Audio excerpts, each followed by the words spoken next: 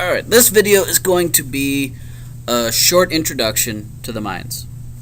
We're going to supplement this video with a PDF document that you guys are going to read about a real Mayan city, a little bit from the textbook, and some in-class stuff. If we're talking about the location, we need to look at this area inside the blue circle. It's called the Yucatan Peninsula.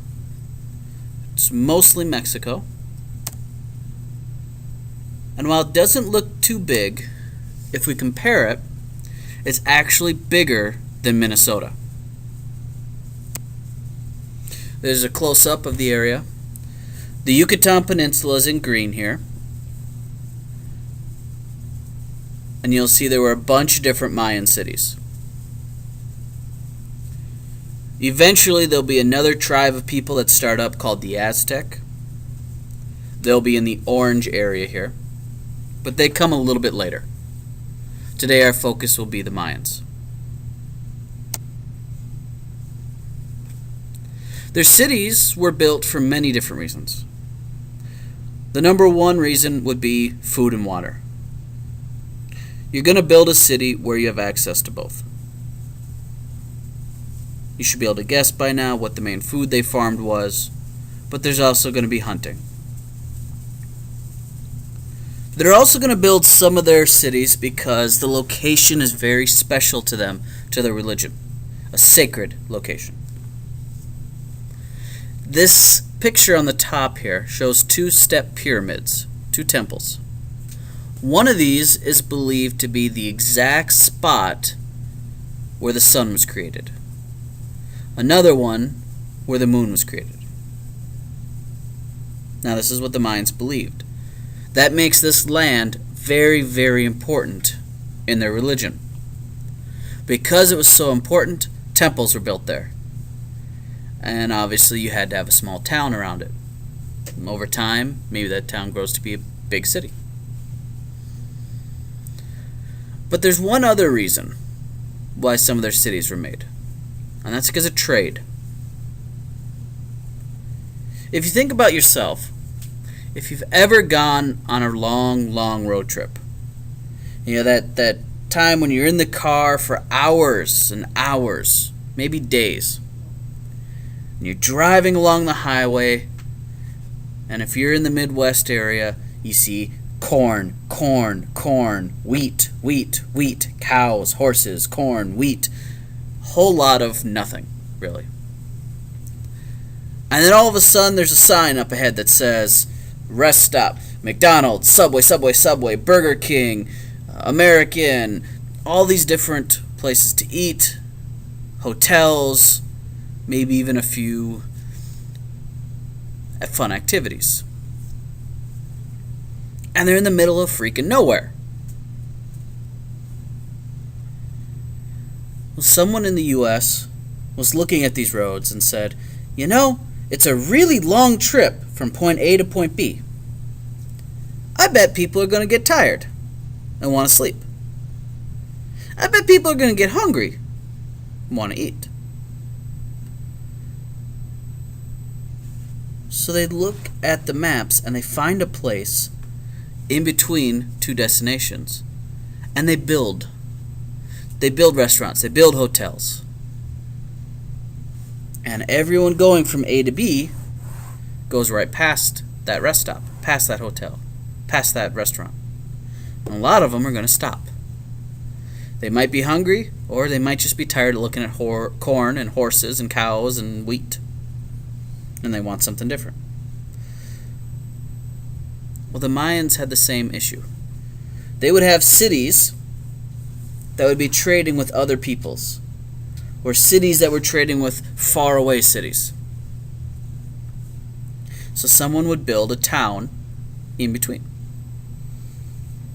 And that town would have a lot of the travelers stopping there and spending money. So that's the third way that their cities were built, or the third reason. Alright, all their towns had pyramids, kind of like the mound builders. Only these pyramids are made out of stone You can see two of them in that top picture. can kind of get a look down on the bottom picture. And all of their cities were more or less city-states. We defined this term at the beginning of the year, and I believe we said a city-state is more or less a city that's kind of run like its own country. Meaning that that city has its own laws, maybe, its own taxes, its own military. A lot of times the city-states will fight with other city-states nearby. So it's not really a completely unified culture. Here's an artist's rendering of what one of their cities might look like. You can see the step pyramids with the houses on top. And there's another city way off in the distance. You can kind of see farmland behind the city. A statue that was inside one of their cities. Somebody who must have been famous or important with a big fancy hat on. Along the side, you can get a glimpse of what their writing looked like. And my favorite of their temples. If you look closely, you'll see a giant face. So as you're walking into this temple, you're walking into the mouth of this face. You're being consumed as you enter the temple, which I think is kind of cool. If we were studying religion, that would probably have all sorts of interesting discussions we could have based on that. But let's move on. Alright, Mayan advancements. First off is their calendar. Their calendar is actually more advanced than the one we use today. And I say this because we have this thing called leap year, which screws up our calendars. Every calendar we have is only good for 1 year.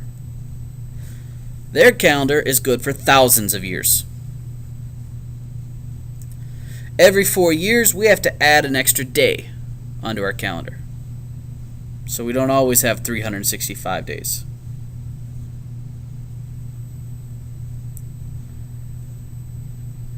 Their calendar is based on more or less all of the planets.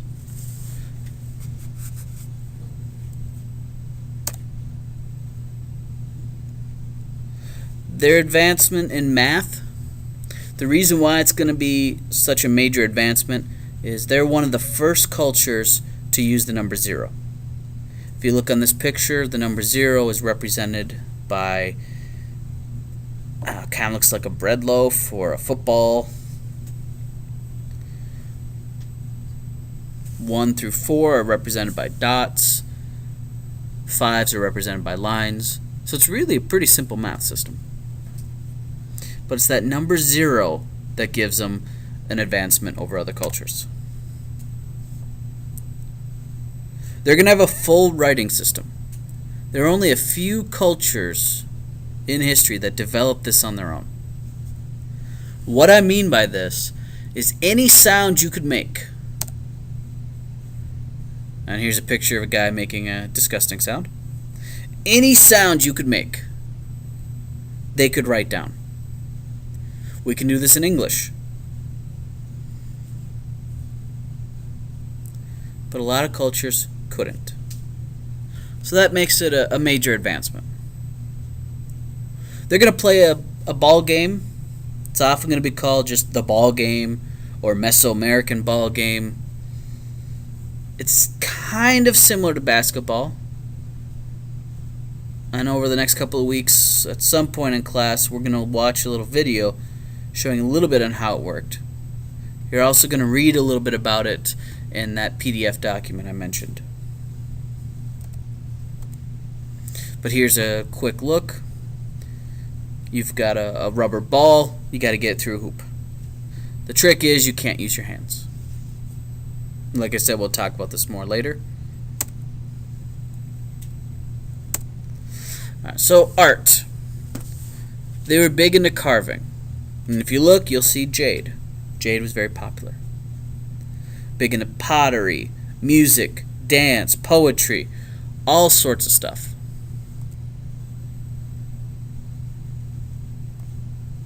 but mostly destroyed by the Spanish.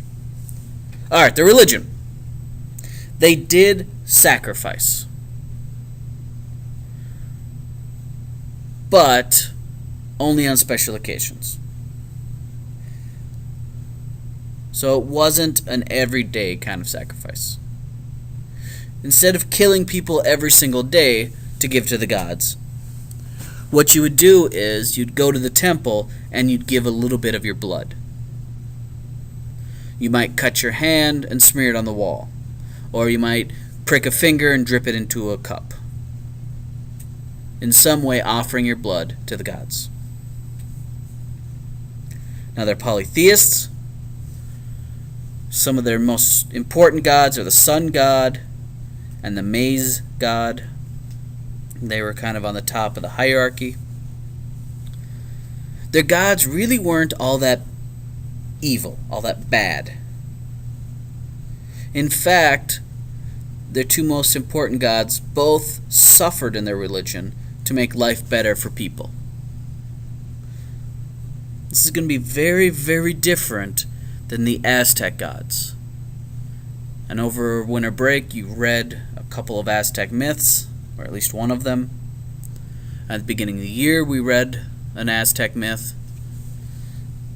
So I think you've already got a pretty good idea. The Aztecs were not quite so nice. Alright, their religion is based heavily on the stars and the planets. They also believed in rebirth. Not exactly reincarnation. You died, you weren't reborn as another person. But you could be reborn as a star. Alright, so their Mayan civilization is going to disappear. There are all these movies about how the Mayans just disappeared. One day they're there, and then their towns are empty. In the 90s, there was this really bad horror movie that came out about how there was this monster that lived underground.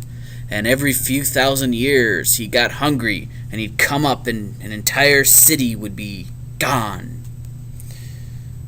And they're like, yeah, this monster is why the Mayans were destroyed. He ate them all. Pretty stupid. It was a bad movie. I don't even remember what it was called. But here's the thing. The Mayans didn't disappear. Not completely. Yes, they're going to leave a lot of their cities. But today, there are still over 7 million people whose ancestors were Mayans. So they didn't disappear. They did leave a lot of their cities. And we're not entirely sure why. We got some theories. We know they cut down a lot of the forests around their cities. And we looked at the impact that had on Easter Island. We looked at the impact that had on Greenland. So obviously, that would have had an impact. The Mayan city-states were often fighting with each other. That could definitely be a factor. New enemies, like the Aztec, start coming in, looking for lots and lots of people to sacrifice to their gods. And the Mayans are right next door. Could have been natural disease, or earthquake, or hurricane, or some other kind of disaster. I believe it was just this past year, in 2013 here, where 2 hurricanes hit Mexico at the same time. One from the east, one from the west.